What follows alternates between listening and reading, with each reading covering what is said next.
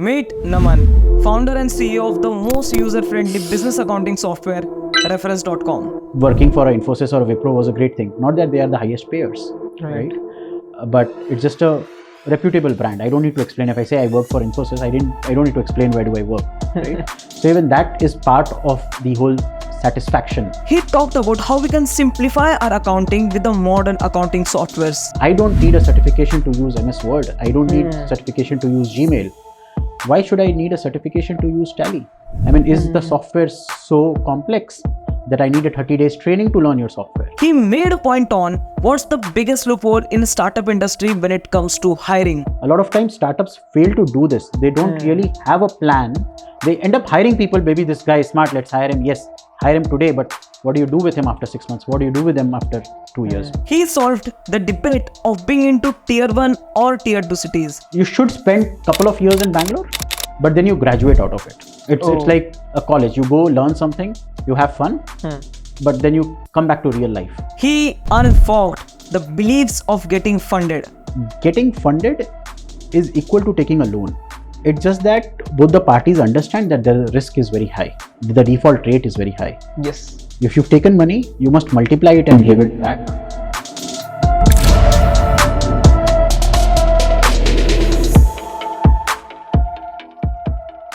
So, Mr. Raman, hi. Hey. I wanted to talk about a lot of things today. What's happening in India, the current affairs and all. So, we'll be starting with Tally. Okay. So, what's happening around me, and I can see there is a lot of peers around me. And I'm seeing it from beginning of my career. I would say when I was in my 10th grade. Everyone is looking to get that Tally certificate, MACIT, which is issuing by the government. That's okay, you have that particular certificate, you have the basic knowledge. But whenever we are hearing about the accounting in India, everyone is talking about Tally. So my first question that I have in my mind, that what is refrens doing that this 3-decade long, old company can't be able to do? So I think what one would carry as reputation, saying 3-decade old should be reputation. In software world, it doesn't work like that. Okay.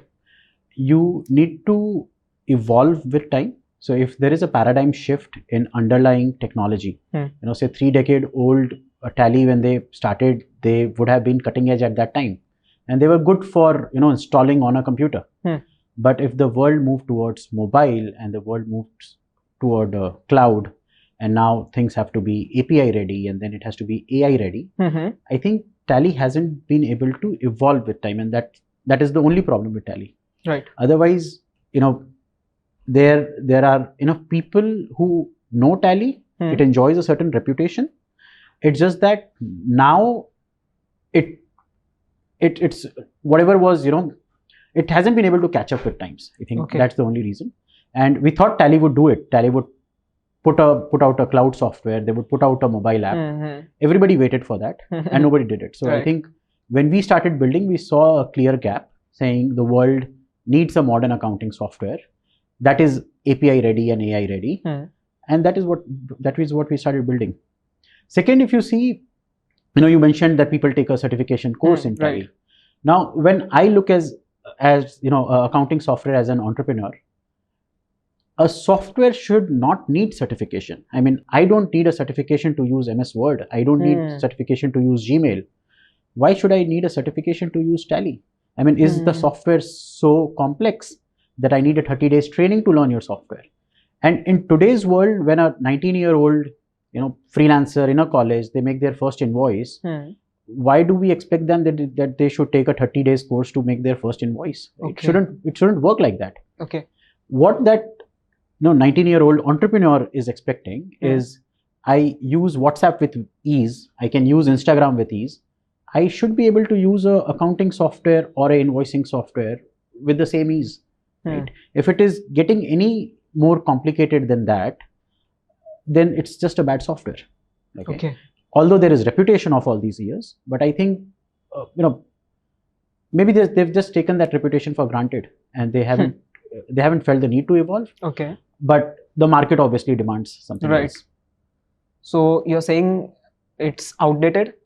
and they maybe also put out an application, or they might be make it more efficient, but they are not doing, just like a Nokia, that they didn't made the change. Probably. I can see in the market there is a lot of AI boom is happening, and you also mentioned about that we can also do accounting with the help of AI. We can make it efficient, we can make it easy as we are using the WhatsApp. So what is the future of accounting, and how reference is working towards that? So again, if you look at how this whole thing started, say Tally started, or Busy, and there's Marg, etc. They've become a standard in the industry as to how the data must be stored and how it can be retrieved. Okay, so it is good to say that Tally is a database. Okay, but Tally needs good interface on top of it. Yes, which is, say, a graphical user interface on a desktop device or on a mobile device. And then Tally needs to talk to other softwares through APIs. That is, Tally should talk to your bank. Tally should talk to your taxation department. Makes sense, right. It should talk to other softwares that your vendors and clients are using. Right? But they haven't been able to do. Now, when you look at AI, there are two parts to it. There are very small tasks that could be made more efficient with AI. Now, of all the things in the world happening through AI, I think accounting is one of the last few things that will be addressed, because accounting works on like 100% certainty. Right? AI or generative AI, what we've seen till now, is more around heuristics. If you want something to be 80% okay, 90% okay, AI is good for that. Unfortunately, accounting doesn't work like that. Right. But there are some tasks that can be automated for an accountant or an entrepreneur, like, say, retrieving a report. If I could talk in natural language and retrieve a report, I think AI could help there. And it could also help in things like reconciliation, where even if the answer is 90% okay, a human will still check it, but it ends up saving probably, it wouldn't do the job 100%, but shrink the 2 hours of work probably to 20 minutes. Those two things, I think, is possible through AI. And again, these things will only be possible if your data is already on the cloud and connected to a LLM system, right? Otherwise, if the data is locally stored, these computers are not connected to the internet, even thinking about deploying such features will be very difficult. So anybody who's building now, even if there is no AI right now or no clear use case, they should always be ready, saying there will be certain parts that will have to be automated. Okay, you are saying that reference is integrating AI to help on the basis of 80%, 90%, but not 100%. I don't think 100% is even possible right now. Okay. And it's just too sensitive a thing to depend completely on AI the way it is now. But yes, we will end up saving time. We will make it easier to use through AI. But depending 100%, I don't think, next 4-5 years, I don't think that is happening. So you mentioned two things, two or three problems that we can integrate AI and will solve it. Right. So I'm not asking it, my curiosity is asking you that how reference is basically solving those two questions and addressing that particular stuff. So I think we've just started addressing the reconciliation problem, and reconciliation with respect to taxation, the GST input, etc. Second, with respect to your payments and banking data. We've just started building for that, and we're reaching about 85 to 90% accuracy. Okay. I think there is a lot of general data, like not that does not sit on your accounting system, but it is a universal data. For example, if I see Zomato on your bank statement, do I know if Zomato is a food delivery company, right? Or if I see Ola on your bank statement, do I already know that Ola is a ride-hailing company? Those kind of information has to be integrated. And every time we meet a new entity, I think our system fails there, right? So today I would say we are at about 85% efficiency there, which will slowly get to 99% accuracy as we speed up data about the external world, right? And just not the data that is in the accounting system. So this accounting system that you're saying is live now on reference? Can I use it? Shared with few users, closed beta. Reconciliation with respect to AI, it's not open for all the users. We are only testing it with few users. Okay. Again, because it is AI driven, we are Hmm. not sure, and we'll have to share it with a lot of caveats saying please don't depend on it. You'll still have to verify everything. So we are not sure if we should be releasing it right now. Okay, so this particular system or the feature gonna be paid, right? Right. And when it will be live? What do you I think? think another 6 months before we 6 months. open it for everyone, and it won't be very useful for very small companies, but at least if you have say 100 transactions a month, it should be useful for them. Now, I guess we were got the context of what reference is doing and what is the future of accounting Right. when it comes to AI and all.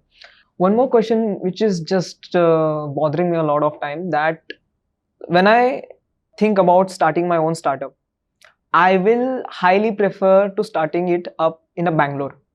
I don't know why. I think I'll listen a lot about Bangalore. Ki it is a hub of startup industry and culture, and you will be meeting a lot of big people there. So a lot of things will happen with you if you are a founder there. And I also got to know that you have both experience starting out the companies in Surat as well or in a Bangalore as well. So my question here is that while the Bangalore is the hub for the startup, why you are starting up your company here in Surat? Okay, nice question actually. So yes, I've started company in Bangalore. I'm running reference in Surat. See, Bangalore is a great place to network people, but as a city, I think it is a little overburdened, and not just physically overburdened, but given that there are so many stuff happening in that city, it brings in a lot of noise also. Okay. So, I remember when I was very young, I went to Kota for JEE preparation, and we used to discuss a lot about teachers' salaries, right? And Kota used to offer some crore rupees of salaries to teachers at that time. I'm talking about 20 years ago. Oh. And a lot of students used to discuss this. These are like 16, 17-year-olds discussing, crore rupees of salaries of teachers. There is a very similar noise that is a very contextless, conversation, and that noise actually destroys focus of the leaders in the team as well as all the members of the team.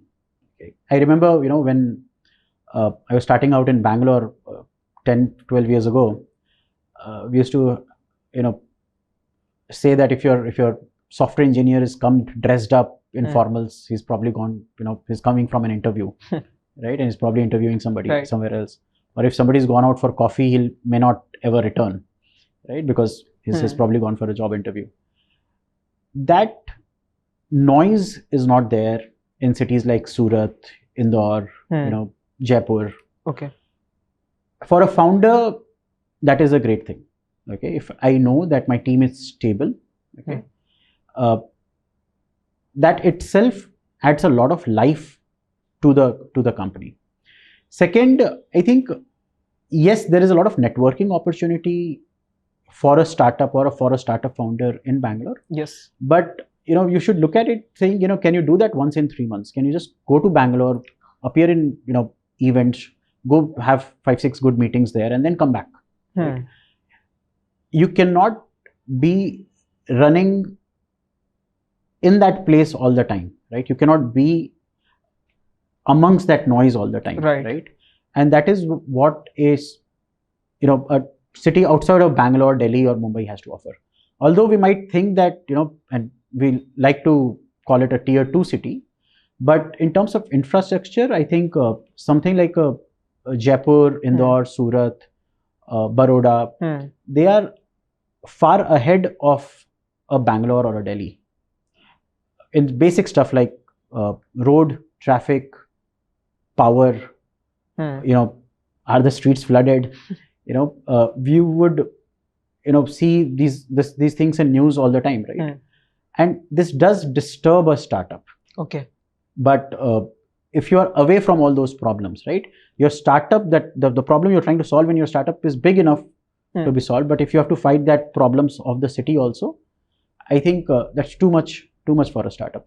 In fact, over the years I've seen that the number of working hours in a typical Bangalore startup, it started shrinking. Hmm. Also, reporting time. People used to show up at 9 a.m. in office in Bangalore. It has slowly moved to almost 11 a.m. Oh. It is also okay to not come to office twice or thrice a week. Is Work it? from home. It is happening in most of the startup. People are trying to course correct. Corona, in fact, made it even worse, right? Yes. This is not how people in other cities operate. Okay, so yes, if you're not in, and it's like if you're in Bollywood, you have to be in Bombay, but doesn't mean that Bombay makes the best movies, right? Or people from Bombay make the best movies. So it is okay to be in other cities, especially after Corona. I think there is a lot of acceptance even in investors to understand that there is life beyond Bangalore. Okay. If you are starting out now, probably if you're say looking for a job in startup, etc., I would say you should spend a couple of years in Bangalore, but then you graduate out of it. It's like a college. You go learn something, you have fun, but then you come back to real life. Okay. And especially if you're building for India, if you're building for emerging economies, I think your audience in other parts of India, apart from Bombay, Delhi, Bangalore, that is a more realistic and a more permanent audience, whereas Bangalore will give you a lot of these temporary understanding of your audience, as in the behavior of Indira Nagar is not the same as people in outer ring road of Bangalore, which could be very different from South Delhi, right? And collectively, this is very different from how the rest of the India works. Okay, so especially if you're building for India, you should be closer to your audience, and that audience is not in Bangalore. If you're experimenting something very, very advanced, okay, you think 10 years out, this is how people should behave, then probably Bangalore is the right place. Okay, if I was building flying taxis, right? People are pressed for time in Exactly, Bangalore, right? I would have a good density of target audience. Okay, and that's a great place. Okay, in a different way, I would also say I would get a lot of guinea pigs to experiment, my startup. So Bangalore is a great place that way. But if you really want to build out, I think it just adds to a lot of noise. What I'm understanding from your takeaway is basically you're talking about efficiency. Right. So if I want to solve a problem in my startup for the customer, and I also have to face the problems of that city, right, which is just draining my energy. Right. And when I come to my office, I'm not into that flow to solve the problem, and I'm not have the focus. Right. I will just lose the every energy to solve the problem, to be into the problem of that city and all. And second, what I understand is, if you want to be networking is your priority, you should be there. That can be happen seasonally. That can happen. I'm not saying you don't go to events. Okay, you should go to events. Fly down to Bangalore, stay there for 3 days, come back. Go to Bombay, stay there for 3 days, come back, and you should actually meet a lot of people. But being there all the time, I don't think that is required. Okay, nice. And you're also pointing out one more point, that if you're solving the problem of that particular city, then you can be there. The problem that city has is traffic. Now, if you are creating the flying taxi, then you should be there. Yeah, I mean, just be closer to your audience. Be closer to your audience. Yes. Got your point. So, if we are building a accounting software for emerging economies, I think we'll have a larger audience and a larger understanding when we are in Surat, or when we are in Jaipur, or when we are in, say, Indore, Kochi, Mysore, right? If I'm in Bangalore, I would probably get, a very particular kind of audience that may be about 1 or 2% of my target audience. But largely, the behavior is a little different. Now, this answer basically bring a question in, might be a 20 years old guy like me. I'm a 21. So if you are saying that you should be closer to your audience, now if I am building a digital product like a reference, where should I be? You should ideally be in a co-working space. Okay, because your users are in a co-working space. Okay. Young entrepreneurs, 2-3 people teams, freelancers, maybe some freelance chartered accountants. Right? Okay. So, and that is where we started. I mean, and that helped us shape our startup. The feedback loops were very fast. We could overhear our users talk to their users, right? So we understood what is the context of the feedback and what use cases they are talking about. Okay. Right. And I think and this could be, so if you're solving, say, a photo sharing app, for example, you should probably be in a college campus, right? And that is where your Facebook was born, right? So being very, very close to your target audience, or being, if I'm making an enterprise tool, I should be inside my customer's office. I should be like in their office and building it. Right? So that is the only thing that matters. The co-working space will help you for a lot. most. Yeah, initially if you're I building would, a B2B software. In a B2B software, yes. If you're targeting SMEs, Okay. if you're targeting micro and small businesses, yes, co-working spaces. Makes sense. I totally agree with your point. But whatever you said, you're saying in a point of view as a founder. Now, if I am a graduate student from, let's say, MBA, I'm pursuing MBA, I'm in a second year of MBA. Now, as a 21 years old who is pursuing second year of MBA, would want to get higher into tier 1 city like Mumbai, Bangalore, or Delhi, I can say, because I wanted to get that package. Everyone is running behind that package stuff, right? And they wanted to be into the big companies, and big companies are into the tier 1 cities. So what do you think? Like, if I am being into the tier 1 city as a founder, I will get a problem to hire a talent or to retain to them? Okay, so you mentioned two things. A, large companies. B, you mentioned about higher packages, right? So you'll have to understand that the higher package that you're getting, the more money that you're getting in a large city, it's basically to cover your costs of living in that large city, right? If you get, say, 1 lakh rupees in Bangalore, you would probably save the same amount of money getting, say, 60,000 rupees in Surat. Right? The cost of commute, the cost of living in Bangalore is very, very high. Yes. Right? So this doesn't really add up to your savings. Okay. And second, it is, yes, large companies are in these large cities, but choosing a large company in the initial days of your career, I think that trend is changing. Okay. Right? And especially after Corona, people have started discovering that there are companies being built in other cities apart from the top 3-4 cities of India, which are solving equally large problems. So at least the idea that is my work impactful, that is covered, right? Second, I think paying capacity is same, whether it's a Bangalore based company, whether it's a Surat based company, both are making revenue, hence paying capacity is same. In fact, somebody working in Surat would end up saving more. And I think once enough people start moving to these cities, they will generate more jobs, right? And that will start solving problem. For us, especially, what we've seen is after Corona, it's become easier for get people to move from Ahmedabad to Surat, or from Bombay to Surat, or even Pune to Surat. We've seen that is possible, right? And I see a lot of companies in Surat, in Jaipur, who've been able to move people from other cities to the city. Again, what matters here is my work impactful? The people that I'm working with, are they good?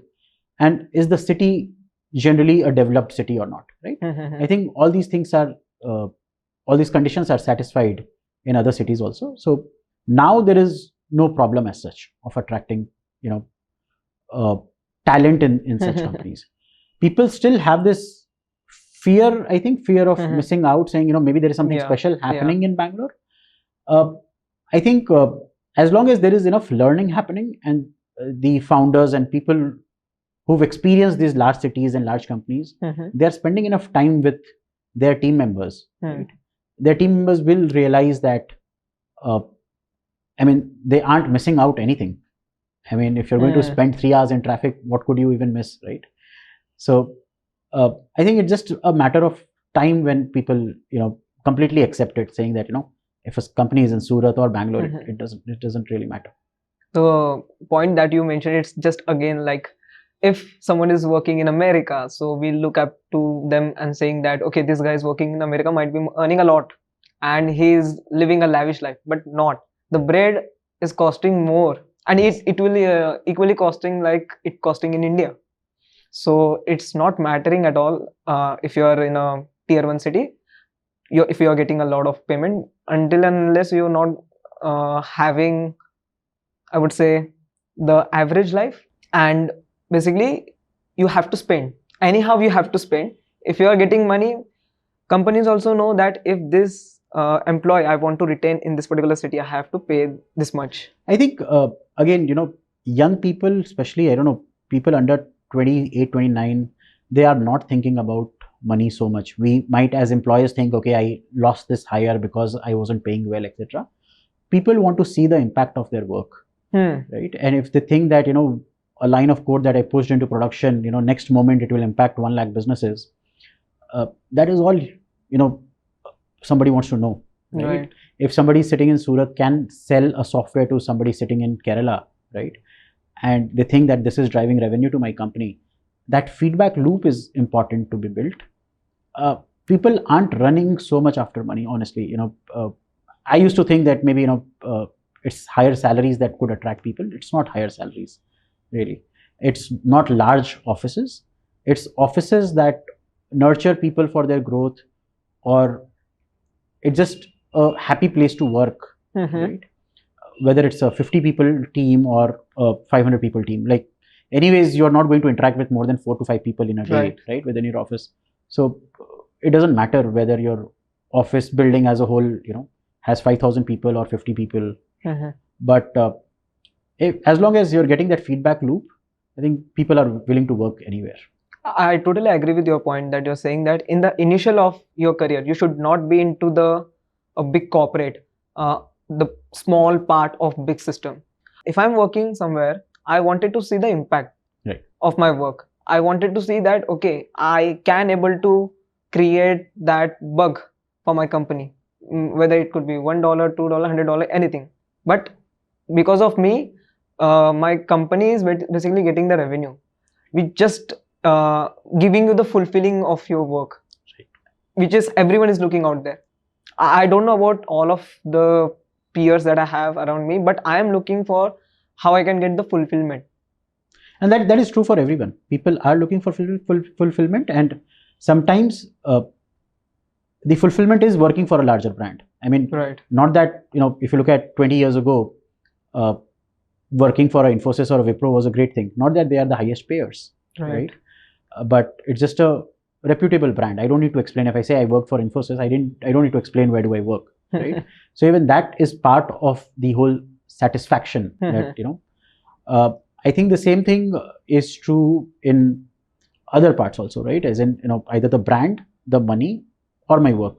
If you look at these 3 things, if 2 of the things are, okay, people are okay working for that place, right? I mean, good brand, good money is okay.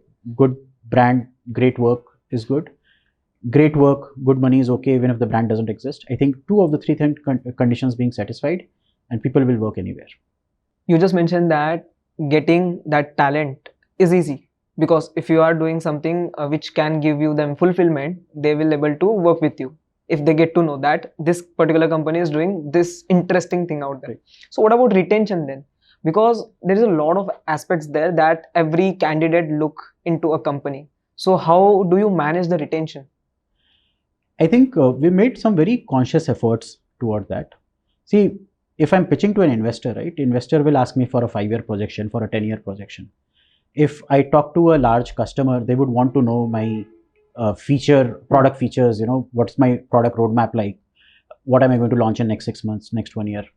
I think we make equal efforts in, devising that career path for everybody who joins, right? A lot of founders that I see, and when they ask me, how do you retain people? I'm like, what do you want him to do after 2 years? And if you don't have an answer of what do you want him to do after 2 years, why do you think that person is not confused? And because that person is confused, that person is leaving you, right? So what we focus on is, if somebody joined me today, do they clearly know where they'll reach after 2 years? And by the time they finish their 2 years, do I know what they're going to do in the next 5 years? So, and their career path must align with my product roadmap and my financial projections. Right? As long as I've taken care of that, their career path, right? Saying, this happens after this happens after this. And that is what large companies have been able to do. If you look at Infosys, right, there are people who've spent like 20 years in Infosys. There are people who have spent 30 years in SBI because there was a clear career path. A lot of times startups fail to do this. They don't really have a plan. They end up hiring people. Maybe this guy is smart, let's hire him. Yes, hire him today, but what do you do with him after 6 months? What do you do with him after 2 years? Second thing, I think what we've done is we're looking at 3 aspects. One is financial growth. One is mental growth, as in learning new things. And third is the environment of hanging out with your colleagues. I mean, do you really want to go out on dinner with your colleague? So the people you work with, what do you learn and what do you earn? And we made conscious effort to say that, we want to be the best in Surat. I think at least in 2 of these 3 things, we are best in Surat. And gradually we'll be the best in India on these 3 things. Okay. And yes, we have to take a lot of efforts towards this. And that is the only way we are able to solve this, right? So good career path and career path on these 3 parameters: learning, money, and people you work with. Okay? As long as we are excelling on this, people will stay with us. No, you make exactly clear point, and even I am agree on that point, that if someone is have the vision what they're going to be doing in next 5 days, they feel comfortable, they feel okay, I have the prediction for next 5 years. I wanted to tell you this fact of human psychology. Let's say you don't know what to do next. Human mind is basically trained to just think that if you don't know what to do next, it will get anxious, and when it get anxious, it will be into the fly or fight mode. Okay. Absolutely. Right? So at that time, people, when they don't know what to do, they will just leaving you. They will just look for the better option in terms of only financial. Even they don't get that work-life balance and all, they will just look for the another option. And because of that, if you don't have the clear objective what you're going to do, people definitely gonna be leaving you. And you just rightly mentioned that point. Even the successful people also have the routine. Why so? Because they know what to do next. Or else they will be get anxious, and people, their team members can say that my leader is anxious, so everyone will get anxious, and the whole pyramid will get collapsed. So you mentioned very right point, and I want to take this insight to the founders of the newly starting up their company, and they should integrate that particular thing. I gone through from your office and I saw a lot of female workers there. I heard a lot of time in tier 2 cities, in traditional families, people are not allowing them to work a female in the workplace. So what's the secret that Reference has of having 50 to 48% of female workforce? So I think it wasn't like this. 2 years ago, we had like 1:9 ratio, 1 female, 9 male. That was the ratio in office. And we made conscious efforts to change this. And we took a lot of feedback from people who would, females who would appear for interview but not join, or people who were already working with us. I mean, they were comfortable, but we wanted to know how we could make them more comfortable. So right from what we mention in our job post to how the interview is conducted and what duration are we looking at them for, right? So, without, fighting the facts of the society that if a female is 22-year-old, she will get married by the time she's 25, 26. And maybe she'll move to another city. So we are now conscious of those things and hiring accordingly in those positions, right? I think now we have at least 30% female in all departments. And overall as a company, we are at about 44-45% female. So earlier, I think first 6 employees were all male, right? And we never understood that why certain something is not happening, like especially in technology. I think we got our 12th engineer was like the first female engineer, right? So later we understood maybe, wrong working hours. Like if you're discussing something late at night and a female employee cannot stay back, right? Let's say 11 p.m. in the office, right? So can we at least move the meeting time, just make it comfortable without actually disrupting the growth of the company? But can we make it a little more comfortable for them, right? Can we actually make the general office hours more comfortable, the office environment more comfortable, and the kind of work we give them, right? I I think we've made conscious efforts in all three, and that is why we've been able to hire and we've been able to retain, right? And without actually discriminating, saying, we are a tier 2, tier 1, office or not, right? We've been trying to make it as good as what a Infosys would have done 20 years ago for their own talent. Right. So there is one recent tragedy that happened in Kolkata. We just bring this one question that even women are safe in their workplace or not. So I think culture is most important out there in a company. So I want to just know that how Reference is building that culture of safetyness. So I think what you're referring to is a very extreme case. Generally, such things don't happen in office. The discrimination that happens is something very subtle and very subconscious, right? Depending on what background the other team members come from, right? And the way we handle it, we just call it out. I mean, if I feel that a certain statement should not have been made, I call that out in public, right? And that has been the culture across the company.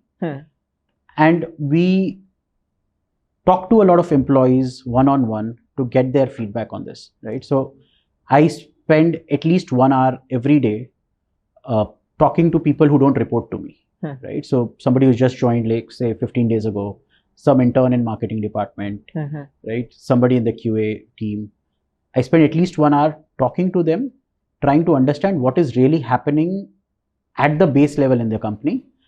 And almost every meeting I get something that is very new to me about my own company, right? A certain process that I thought is running in a particular way, but it's not running in that way. I think that feedback loop and then acting on that feedback loop, and all the senior people are aware that, if a meeting is happening, somebody will get called out. Okay. And people are open to that, and it's working good for us, which I think a lot of large companies miss out on. Maybe the senior ups think that a certain thing is running in a certain way, but when you go check the ground reality, it's very different, right? And especially now when we are in a growth mode, I don't want things to go wrong. Say 2 years ago, somebody who became a manager probably had spent 2 years in the company. Right. Now somebody who's just spent 6 months in the company already has 2 people reporting into them, right? So have they actually fit into our culture or not? I can only know this if I'm talking to people, at the ground level. So at our scale, obviously, this is possible. I can probably in the whole month I could talk to the whole company at least once. Right. But we will continue this, right? As long as we are there, we will continue having this feedback loop from the lowest level to the highest level. You're saying here that if you have a small team, I would say 1,500 people, founder should have the personal connection, will at least know or aware about what's happening in the bottom of the pyramid, right? So that the whole pyramid will not get collapsed. But what do you think, if I have a big scale of 1,000 or 10,000 people of workforce, how I can get that feedback? No, I think maybe the feedback loops won't go from from level 1 to level 10, but from level 1 to it could go to level 5, and from level 5 it could go to level 10. Right. But I don't think there is any exception to whether this should be done or not. As far as the process is concerned, I think we'll learn over the course of time as to how to really do it when we are 10,000 people. But again, there is no exception to this saying that, should it happen or not.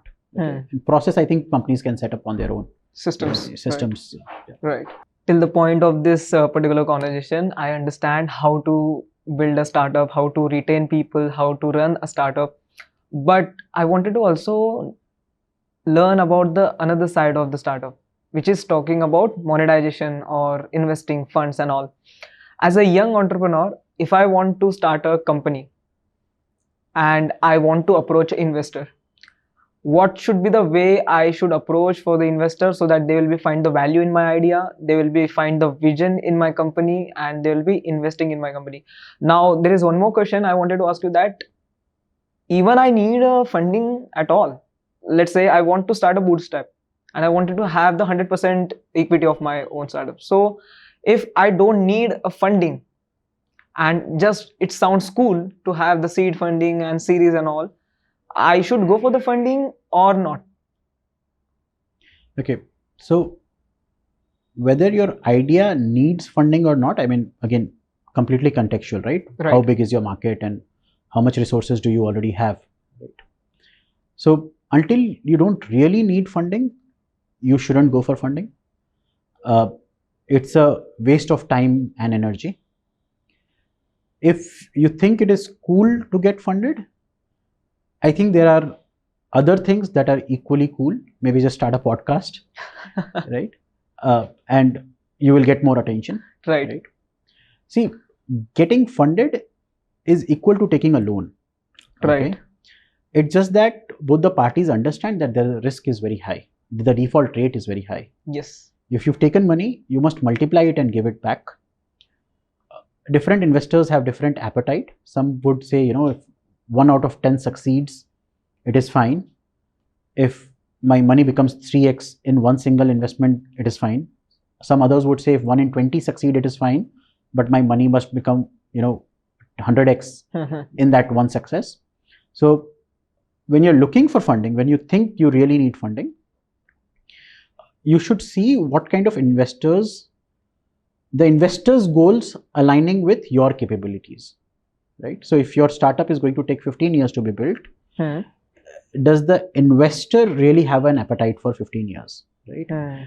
If your startup needs $10 million, does the investor really put in $10 million? See, I get a lot of pitches where people are pitching me for $5 million, $10 million, right?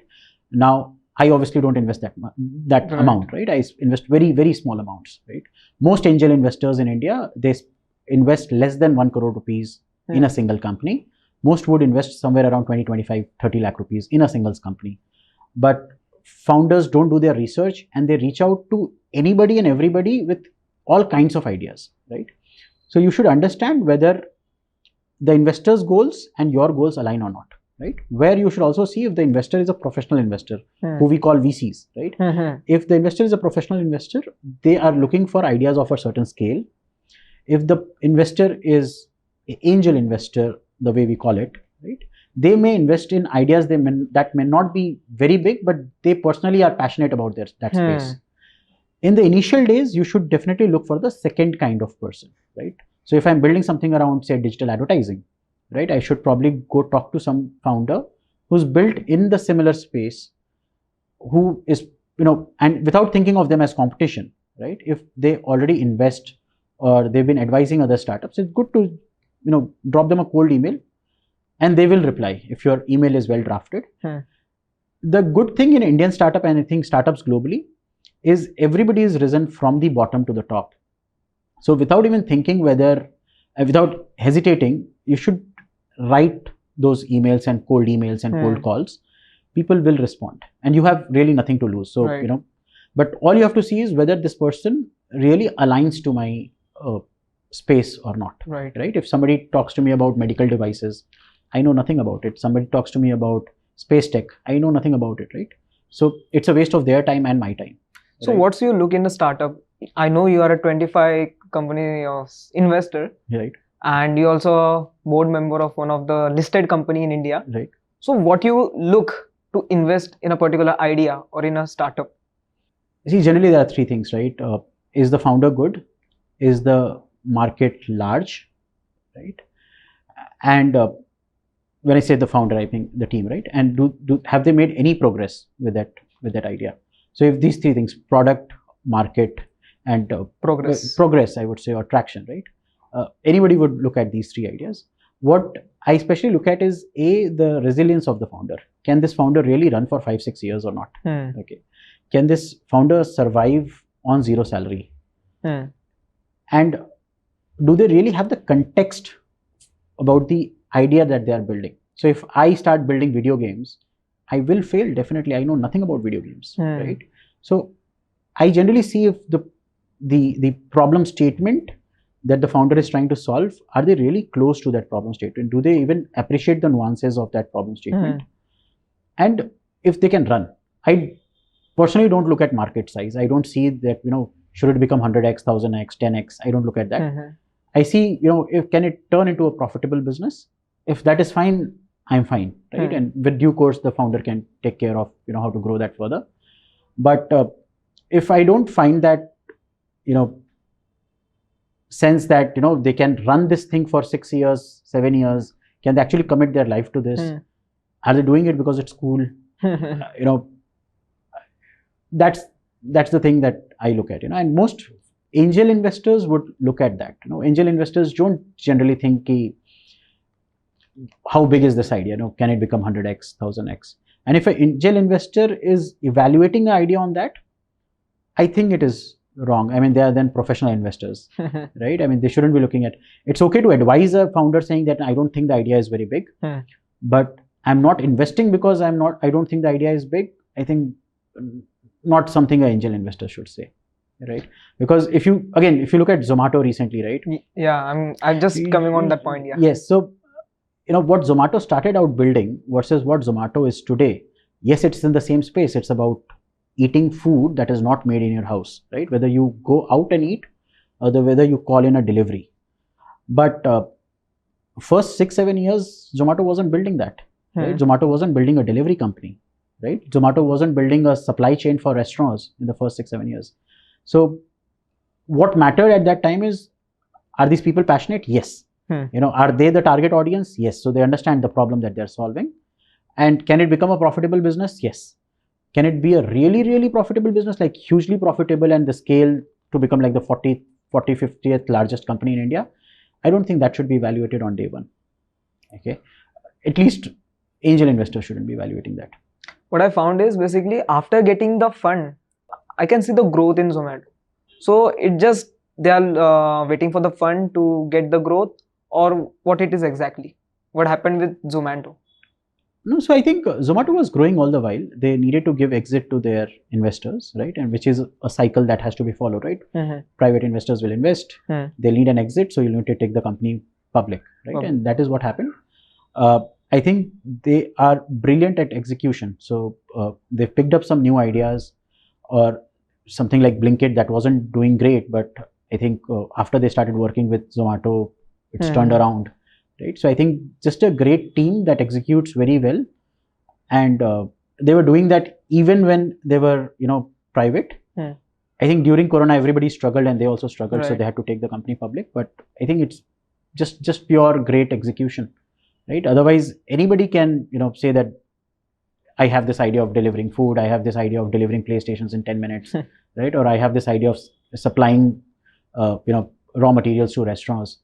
But execution is what matters, and that comes from just great discipline, and that is what they've been able to do. So I learned a lot of things from you today, and I hope audience also learn, and most probably the founders who are going to be starting up their startup, they should learn from you and they should take the notes out of it from this particular podcast.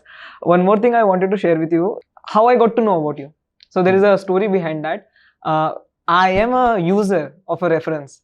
I'm a freelancer, so I build a company, and that was my first time I building a company. Or else before that I just having the transaction with the individual creators. So I built a company and I started using. I somewhere watch a reel about reference. Someone is just giving me the suggestion that you should be having reference if you want to build an invoice. Then I invoices that, and after 2 months I stopped billing that, and I got a mail as a name as Naman. I thought, why founder is writing a mail personally for me? Then I just checked that mail and I got to know that it's a auto-generated mail. And then I just think, okay, this is the guy I wanted to meet and have a conversation about freelancing, because I used his product and I wanted to share the experience and what else we can do. So that was the story that I got to know about you, and I am so feeling blessed that I meet you in person. And thank you so much to joining me today. And I hope we'll be joining you again. Might be a round table and all. Sure. So thank you so much. Good talking to you, Prakash. Thank you.